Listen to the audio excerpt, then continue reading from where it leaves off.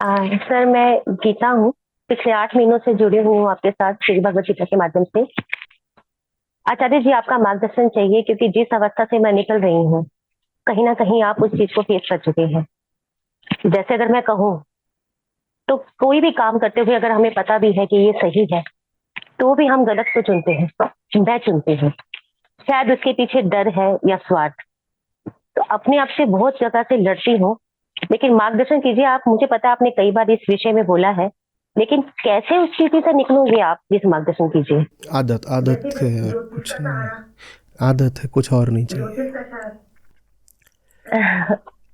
मैं एक जगह रहा करता था। तो वहाँ मकान था और 15 साल रहा। फिर मैंने ही खोज करके एक दूसरा मकान ले लिया। वो उसी सड़क पर आगे जाके कहीं मुड़ के, मान लीजिए 2-3 किलोमीटर और आगे। मैंने ही खोजा है खुद। मुझे ही पता है जो दूसरी जगह है मेरे चुनाव की है, बेहतर है। पर जानती हैं क्या होता था? रातों को मैं दूर से कभी लौट करके आऊँ, गाड़ी चलाता हुआ आ रहा हूँ, 20-40 किलोमीटर दूर से आ रहा हूँ, तो ये जो पुराना मकान था ये पड़ता था और मैं मोड़ के इसके गेट के आगे गाड़ी खड़ी कर देता था। और 2 सेकंड 5 सेकंड के बाद याद आता था कि अब यहाँ नहीं रहते। फिर गाड़ी पीछे करके निकाल लेता था, आगे जाता था। ये कम से कम 6 महीने तक चला। 15 साल तक आदत हो गई थी उसी सड़क पर, उसी जगह पर, उसी घर के आगे खड़े हो जाने की। 1-2 बार तो मैंने खड़े करके हॉर्न भी मार दिया, जबकि अच्छी तरह जानता हूं कि आगे है कहीं। पर 6 महीने लगे दोबारा इस अभ्यास में आने के कि इसको छोड़ना है, इसके आगे निकल जाना है। नहीं तो शरीर ऐसा हो गया था कि खुद ब खुद वो घर जब पहले वाला पास आने लगे तो गाड़ी की गति धीमी होने लगे और सोचने की ज़रूरत ही नहीं पड़ती थी। जैसे मसल मेमोरी बन गई हो। गाड़ी जाती थी, वहाँ होता था, ऐसे खड़ी हो जाती थी। कोई बात नहीं, खड़ी हो गई, अब हम रिवर्स करके आगे ले जाएंगे, कुछ और नहीं कर सकते। गलती तब होगी अगर खड़ी हो गई उसके बाद कहें कि नहीं अभी भी घर हमारा ही है, और हॉर्न बजाते रहें और हॉर्न न बजे तो गेट तोड़ के अंदर घुस जाएं। वो सब नहीं करना है। पुरानी आदतें हैं, वो हमारी हस्ती में गहरे घुसते घुसते बुनियाद तक चली जाती हैं। आप जब उनको हटाते हो ना, तो ऊपर ऊपर से हटाते हो, नीचे नीचे वो बैठी रह जाती हैं। समझ रहे बात को? नीचे से हटने में वक्त लगता है। जिसको फ्रॉयड ने कहा था, और बाद में फ्रॉयड के जो पूरा चला है कि सबकॉन्शियस अनकॉन्शियस, वास्तव में वो देह है और कुछ नहीं। देखिए, विचार बदले जा सकते हैं, वो मन के होते हैं। आदत बदलना मुश्किल होता है, वो देह की होती है। इन दो चीज़ों में अंतर करना ज़रूरी है। चेतना सूक्ष्म होती है, शरीर स्थूल होता है। और एक बार शरीर ने कुछ सीख लिया तो वो इतनी आसानी से नहीं बदलता, उसमें अभ्यास लगता है। बात समझ रहे? आप किसी को विचार के तल पर खूब समझा भी दो तो भी अभी वो पूरी तरह नहीं समझ सकता, क्योंकि बात बस उसके मन की नहीं है, बात अब उसकी एक एक कोशिका में घुस चुकी है और उसको वहां से निकालने में समय लगेगा। चेतना ऐसी होती है, समझिएगा। आप इस उदाहरण से शायद थोड़ा बेहतर समझ पाए। कमरे में अंधेरा था, आपको हटाने में कितना वक्त लगेगा? एक लाइट ऑन करेंगे सर, स्विच ऑन करते ही। जोर से बोलिए, आवाज नहीं आई। सर स्विच ऑन करते ही अंधेरा दूर हो जाएगा। एक पल लगेगा ना कमरे से अंधेरा हटाने में, है ना? कमरे में गंदगी थी, अब कितना वक्त लगेगा हटाने में? बहुत टाइम लग जाएगा सर। हाँ, यही बात है। अज्ञान सूक्ष्म होता है, चेतना सूक्ष्म होती है, वहाँ काम पल में हो सकता है। पर शरीर में जो चीज़ घुस गई वो स्थूल हो जाती है गंदगी की तरह, वहाँ एक पल में काम नहीं हो सकता। वहाँ आप झाड़ू लगाओगे पता नहीं करोगे, हो सकता है कोने कतरे में घुस गई हो तो वहाँ खुरच खुरच के निकालना भी पड़ेगा। हो सकता है कमरे के कालीन ने गंदगी पकड़ ली हो, उसको बाहर ले जाओ, धो सुखाओ, सब करो। हो सकता है पेंट ने गंदगी पकड़ ली हो तो पूरी पुताई दोबारा कराओ। हो सकता है दीवारों ने दीमक पकड़ ली हो तो उसका अलग इलाज कराओ। बड़ा लंबा समय लग सकता है। जब व्याधि शरीर में घुस जाती है तो समय लग जाता है, लेकिन चेतना के साथ मामला आसान होता है। चेतना की व्याधि अंधकार होती है, अंधकार एक पल में दूर किया जा सकता है। लेकिन सिर्फ अंधकार दूर हो गया इससे काम शुरू हुआ है, काम पूरा नहीं हो गया। काम शुरू ऐसे हुआ है कि जैसे ही अब रोशनी हो जाएगी तो आपको धूल दिख जाएगी। अब काम शुरू होगा सफाई का। तो गुरु क्या करता है? वो अंधकार हटा सकता है। गुरु अंधकार हटा सकता है, धूल नहीं हटा सकता। अंधकार हटा देगा, प्रकाश कर देगा, हो गया तमसोमा ज्योतिर्गमय। तो आपको क्या दिखने लगेगा? धूल ही धूल है। अब आगे झाड़ू वगैरह लेकर के आइए, अपना काम करिए, उसमें तो वक्त लगेगा। गुरु जी का तो आसान है, वो आएंगे अपना भाषण देके भग लेंगे। लेकिन उन्होंने फिर भी बड़ा काम कर दिया। हाँ, दो बातें थीं, एक स्थूल, एक सूक्ष्म। तो जो सूक्ष्म वाला काम था वो कोई कर सकता है। ज्ञान प्रकाश होता है, आकर के जला दिया, लेकिन उससे बस शुरुआत हुई है। अब आप देख पाओगे कहाँ कहाँ कचरा जमा है। अब लगाओ 6 महीने, करो कसरत, तब वो चीज़ हटती है। अभ्यास तो आपको स्वयं ही करना पड़ेगा। आप जिन भी चीज़ों का नाम ले रहे थे कि आपको पुरानी धारणाएं हैं ज्योतिष और ये और वो, उन पे चलेगा, क्योंकि वो बातें ना हमारे यहाँ घुस जाती हैं, एक एक जगह पूरे शरीर में घुस जाती हैं। हम कैसे देख रहे हैं, हमारी आँखों में भाव क्या है, हम किस तरह मुस्कुरा रहे हैं, वो सब कुछ आदतों से निर्णीत हो जाता है। तो इतनी जल्दी नहीं हटेगा, इतनी जल्दी नहीं हटेगा। जो चीज़ समय से बनी होती है, समय का उत्पाद होती है, वो कुछ समय तो लेगी जाने में। अंधेरा समय का उत्पाद नहीं होता। अंधेरा तो जैसे समय की परिभाषा होता है, वो तो समय के केंद्र में होता है। किस अंधेरे की बात कर रहे हैं? अज्ञान की। तो अंधकार फट से मिटाया जा सकता है, लेकिन आदत फट से नहीं मिटाई जा सकती। तो उसमें आपको किसी भी तरह से झेपने की या चिड़चिड़ाने की या बुरा मानने की, हाँ, या हतोत्साहित हो जाने की बिल्कुल ज़रूरत नहीं है। शरीर माने शरीर। हमारे केवल भाई ने अपना हाथ तोड़वा लिया था, अब वो जो प्लास्टर वगैरह था वो हटा है। अब वो हटा है तो उनका हाथ ही नहीं चल रहा। काहे कि अब इसने आदत पकड़ ली, 2 महीने प्लास्टर में रहा ये पंजा, तो अब इसने आदत पकड़ ली कैसा रहने की, ऐसे ही रहने की। बस ये ऐसे ही हो गया इनका। तो अब फिजियोथेरेपिस्ट इनको ऐसे ऐसे करवाया करता है दिन भर। इनको ये पता है क्या, ये गेंद दी गई है और बोला गया है कि तुम्हारा काम है दिन भर ऐसे ऐसे करो। तो ये दिन भर बैठ के ऐसे ऐसे करते रहते हैं। वो भी नहीं होता इनसे, बड़ा दर्द होता है इनको, क्योंकि शरीर शरीर है ना। मन को आप समझा सकते हो कि ऐसे करना है, शरीर तो शरीर है, उसकी आदत है। मैं आज खेल रहा था और जिन दिनों मैं थोड़ा थका या परेशान होता हूँ या कुछ, तो मैं देखता हूँ क्या होता है। एकदम साफ साफ दिखाई पड़ता है माइंड बॉडी डिसोनेंस। सामने से कोच का शॉट आता है, मुझे बिल्कुल पता होता है इस पे मुझे क्या करना है, कहाँ पर जाकर कैसे कर दूंगा, पॉइंट मिल जाएगा। और मैंने वो कर भी लिया है। कहाँ कर लिया? और आधा सेकंड बीतता है, मैं देखता हूँ हुआ नहीं, शरीर ने नहीं किया। मन ने पूरी तैयारी कर ली थी, पूरा मन को पता था यहाँ ऐसे करना है, ऐसे स्टेप करना, इतना बेंड करना और ये एंगल लेके बॉल निकाल देनी है। मन ने तो पॉइंट जीत लिया था, मन के हिसाब से विनर हो गया था। और फिर झटका सा लगता है कि ये नेट में क्या कर रही है बॉल, ये तो विनर निकल गया था, ये तो नेट में पड़ी हुई है बॉल, ये कैसे हो गया? समझ रहे बात को? शरीर को सिखाना जैसे जानवर को सिखाना, कैसे वो एक पल में सीख लेगा?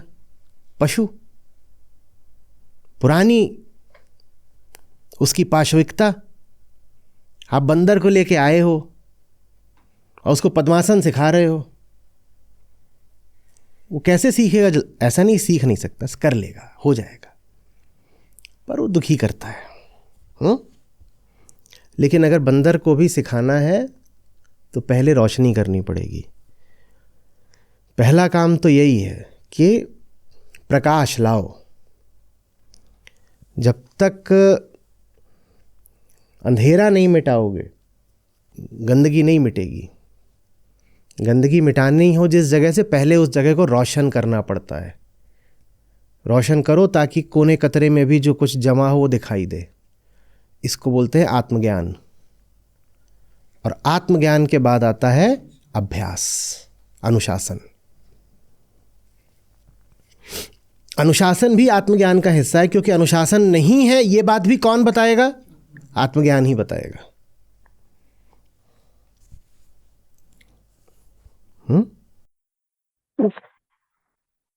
तो अभ्यास कैसे किए जाए आचार्य जी? जितनी बार गलत करो उतनी बार पलट दो, यही अभ्यास होता है, और कुछ नहीं होता अभ्यास। तो आज जब मैंने सारी करतूतें दिखा दी कोर्ट पे, इधर उधर हर तरफ गेंद मार दी, तो सर्विस भी ना हो ठीक से, इधर कुछ दिन से बुखार है थोड़ा, तो कुछ नहीं, खड़ा कर दिया, ले करिए सर्विस, करते रहिए करते रहिए करते रहिए। अब जितनी बार नेट में डालो, कुछ नहीं, नेट में डाला, क्या करना है? फिर करना है। नेट में डाली तो क्या करना है? फिर करना। इसी को अभ्यास बोलते हैं। और जब नेट में जानी बंद हो जाए तो अभ्यास भी बंद। अभ्यास का मतलब ही यही है कि गलत करना है, जितना गलत कर सकते हो सब कर डालो, यही अभ्यास है। बस रुकना मत, जितना गलत करना है करो, रुकना मत। फिर से प्रयास करो कि इस बार शायद सही हो जाए, फिर गलत करो, फिर प्रयास करो सही हो जाए, यही अभ्यास है। और अभ्यास क्या? जो पारखी हो गया, जो विशारद हो गया, जो विशेषज्ञ हो गया, वो थोड़ी अभ्यास करता है। अभ्यास किसको करना है? जो सब गलत पलत कर रहा हो, वही अभ्यास करता है। तो अभ्यास करने का मतलब ही यही कि खूब गलत करो। हाँ, खूब गलत करो और करते चलो जब तक सही ना होने लगे, जब तक सही ना होने लगे। और न लजाओ न शर्माओ। ये क्या है? जानवर की है, हम थोड़ी हैं ये चीजें सीख लेती है, हम क्या करें? हमें क्या पता? घटिया माल। मम्मी मिले किसी दिन तो शिकायत करूं, बहुत पैसे बचाए आपने। थोड़ा अच्छे माल से हमारी मैन्युफैक्चरिंग कर दी होती। एकदम गंधाते माल से बनाया है एक एक इंसान को। 2 दिन ना नहाए तो बदबू छोड़ता है। सोचिए, ये तो माल है हमारा, ये तो हमारा माल है। और फिर हम इस माल से बड़ी उम्मीदें रखते हैं कि ये जल्दी से सीख ले और ये कर ले और वो कर ले। माल हमारा ऐसा होता है कि सुबह मरे शाम तक फूंक ना दो तो पूरे घर में हम कीटाणु फैला दें। यहाँ बहुत लोग मर जाते हैं, उनको जलाते नहीं जल्दी से, वहाँ महामारी फैल जाती है। सोचिए माल कैसा है हमारा। तो ये माल जब अपने लक्षण दिखाए तो बुरा नहीं मानते। पहले से पता होना चाहिए, बुरा क्या मानना है। पहले से पता होना चाहिए कि ये माल एकदम सड़ा माल है।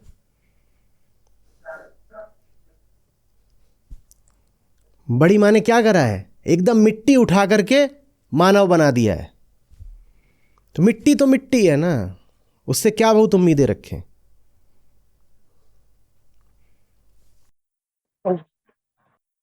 ठीक है।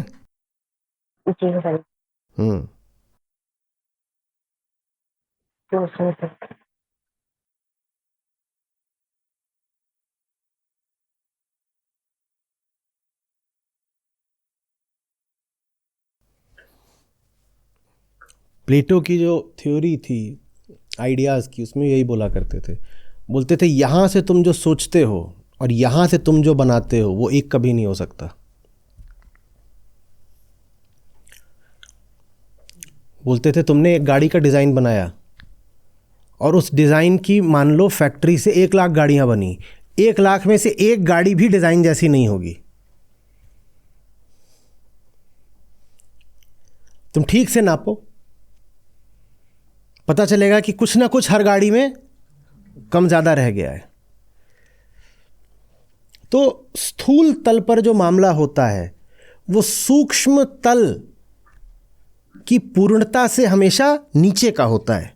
तुम यहाँ जो प्लान सोचते हो या जो भी यहाँ पे तुम पूर्णता सोचते हो, वो शरीर के तल पे, पदार्थ के तल पर कभी भी पूरे तरीके से परफेक्शन के साथ अभिव्यक्त नहीं हो सकती। सेब का चित्र बनाइएगा, खट से बना दो। सेब बना लिया? एक भी सेब ऐसा देखा जिंदगी में अपनी? जिसने एक भी सेब ऐसा देखा हो जिंदगी में, उसको मेरी ओर से 2 किलो सेब। एक भी सेब देखा है ऐसा? ये अंतर होता है सूक्ष्म और स्थूल में। स्थूल में जो कुछ होता है वो सदा एक अप्रॉक्सीमेशन होता है, उसमें सदा कुछ कमी रह जाती है। ये तो तुमने ऐसे अनाड़ी की तरह बना दिया। तुम किसी बड़े चित्रकार को ले आओ, वो इतना खूबसूरत सेब बना देगा। बना तो दिया बहुत खूबसूरत सेब, पर वैसा कोई सेब होता नहीं।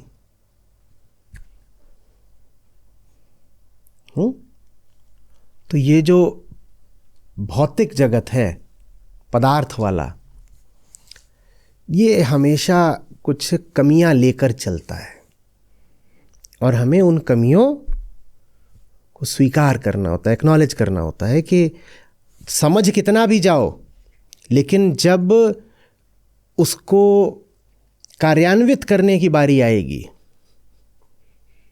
तो उसमें कुछ ना कुछ कमी रह ही जानी है। तो ठीक है, कमी रह जाएगी, हम क्या करेंगे? अभ्यास करेंगे। मैन्युफैक्चरिंग में इसीलिए अलाउंस का कॉन्सेप्ट होता है कि जो स्पेसिफिकेशन दिए जाते हैं और जो प्रोडक्ट आता है वो कभी भी एग्जैक्टली एक जैसा नहीं होता। तो कहते हैं कोई बात नहीं, थोड़ी अलाउंस रखो। और प्रिसिशन मैन्युफैक्चरिंग का मतलब ही होता है कि अलाउंस और कम कम कम कम कम करते रहो। जो अलाउंस का कम होना ही अभ्यास हो गया। अलाउंस का मतलब ये होता है कि मान लो कोई चीज़ थी कि साहब ये जो डायमेंशन है ये 1 मिलीमीटर का होना है। अलाउंस ऐसे हो जाती है ±1%। 1% बहुत ज़्यादा, इतनी अलाउंस कोई नहीं देता, पर मान लो 1%। अभ्यास का मतलब हुआ कि फिर वो हो जाएगी 0.5%, फिर और अभ्यास करोगे तो हो जाएगी 0.1%। मतलब अलाउंस माने डिविएशन, कि 1 मिलीमीटर से जो डिविएशन हो ±0.1% का, और अभ्यास करोगे और कम करना है। तो ये होता है।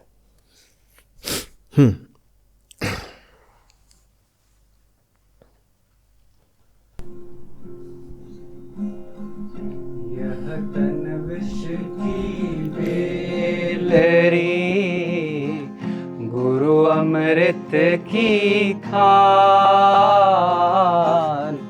यह तन विष की बेलरी, गुरु अमृत की खान। शीश दिए जो गुरु मिले, तो भी सस्ता जान रे साधो, तो भी सस्ता जान। यह तन विष की बेलरी, गुरु अमृत की खान। यह तन विष की बेलरी, गुरु अमृत की खान। शीश दिए जो गुरु मिले, तो भी सस्ता जान रे साधो, तो भी सस्ता जान। 8 पहर 64 घड़ी लागी रहे अनुराग। 8 पहर 64 घड़ी लागी रहे अनुराग।